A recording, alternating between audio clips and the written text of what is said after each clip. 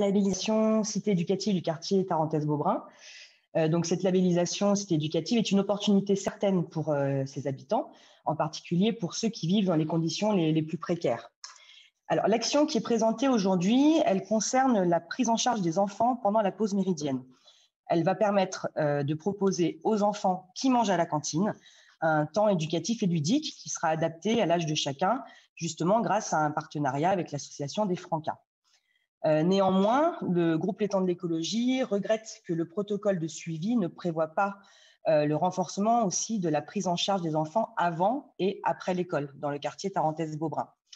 En effet, comme vous le savez, de nombreux parents privés d'emploi récupèrent leurs enfants pour le déjeuner. Leurs enfants ne bénéficieront donc pas de ce temps éducatif privilégié, et c'est bien dommage, car nombre d'entre eux vivent au quotidien dans des situations sociales bien difficiles. Alors, bien entendu, nous savons que le coût du repas à la cantine est calculé en fonction du revenu des parents, mais nous savons également que tous n'osent pas demander de l'aide ou ne savent pas forcément comment faire ou vers qui se tourner. Alors, une action sur le temps périscolaire avant et après l'école permettrait d'atteindre un public plus large. Aujourd'hui, l'accueil périscolaire qui est existant déjà bien entendu à Saint-Étienne est déjà fort pertinent, mais cet accueil périscolaire reste encore trop souvent sous condition.